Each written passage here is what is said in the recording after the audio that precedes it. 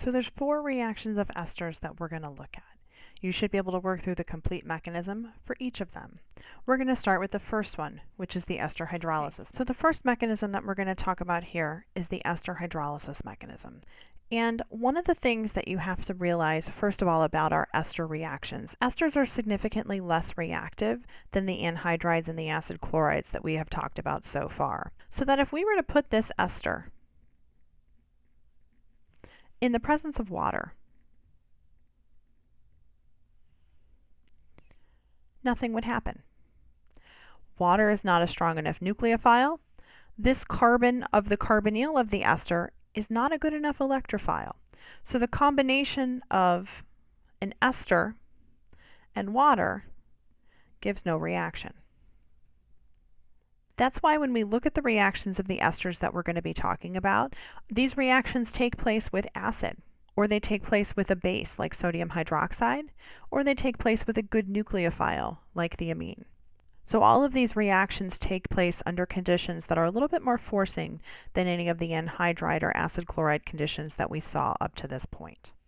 So because we know the reaction of the ester and water does not yield a product, this mechanism is going to have to happen a little bit differently.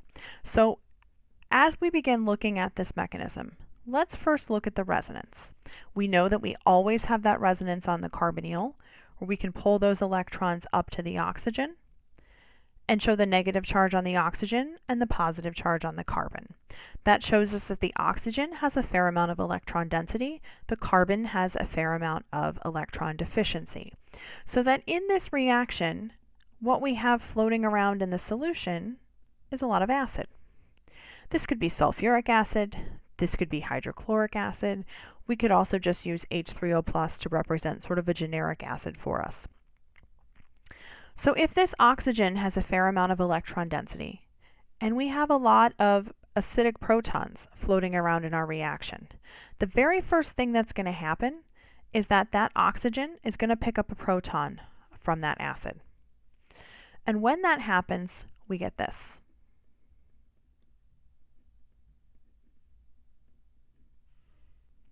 This is now a very good electrophile. So now a weaker nucleophile like the water that we have in our reaction is going to be much more reactive with this species here than it would be with the original ester. So water is going to come in and attack at that carbon, and that's going to give us this intermediate.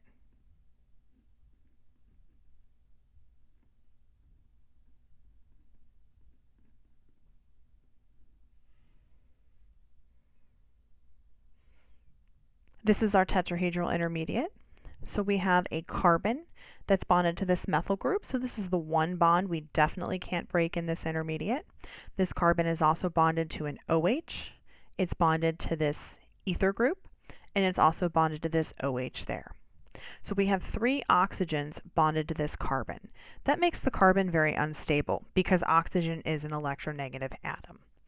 So what's going to happen is this tetrahedral intermediate is going to collapse, just like all of the ones we saw before did, but this one's going to collapse a little bit differently. This oxygen has 2 lone pair. This carbon has electron density being pulled away from it, so that the lone pairs in this oxygen are going to be attracted back to this carbon. But we have to watch our leaving groups, because what will still be true is that the best leaving group will always leave from that tetrahedral intermediate.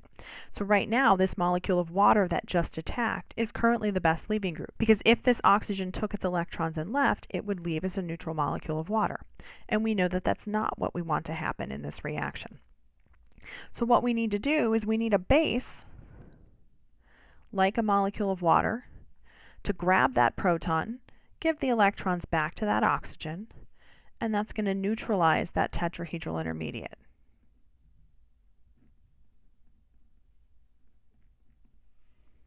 So now from this tetrahedral intermediate, we have an OH, an ethoxy, and an OH. And so what we know needs to happen in this reaction is we need to get rid of this ethoxy group. All of these oxygens have 2 lone pairs. All of these oxygens can potentially react with all of the acid that's in this reaction.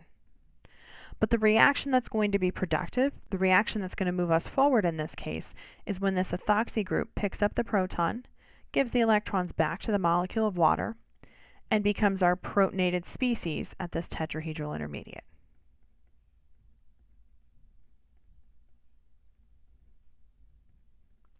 So now my tetrahedral intermediate looks like that, where my best leaving group is now the ethoxy group, and that's exactly the group that I need to leave from that tetrahedral intermediate. So this group right here, this is my best leaving group.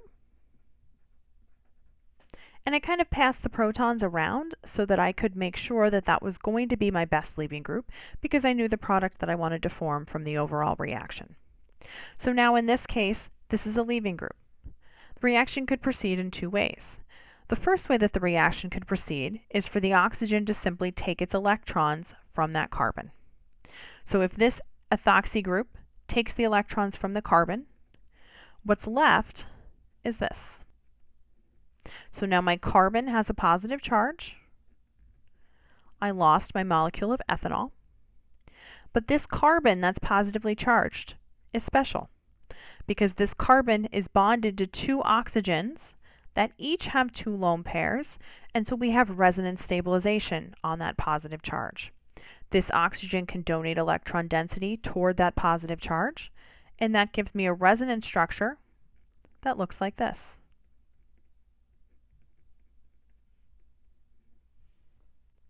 So that all that's left between this structure that I have right now and my final carboxylic acid structure, the only thing left I have to do is to use a base in my reaction, like a molecule of water or this molecule of ethanol that we just lost, and remove that proton from that carboxylic acid, and that's going to give me my final product.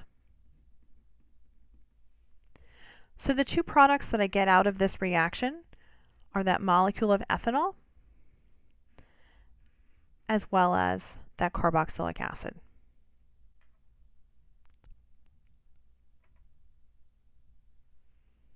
A reaction like this ester hydrolysis is also going to be very much driven by equilibrium.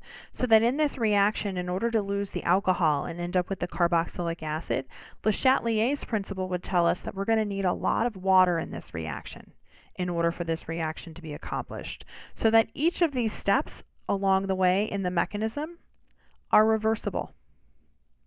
We don't typically show the reversible arrows, but they are truly all reversible, and there's going to be a lot of equilibrium principles at play in making sure that we get to the reaction products that we're looking for in the particular reactions that we are running. Okay, so I do want to look just briefly at an alternative way that you could draw the same ester hydrolysis mechanism that we just went through, but with a slight variation at a couple steps in the mechanism. First, in our original mechanism that we drew, we showed the resonance on the ester, followed by the oxygen picking up the proton. Instead, we can have the oxygen of the ester directly pick up the proton from the acid. And what that gives us is this species here, which is an activated ester.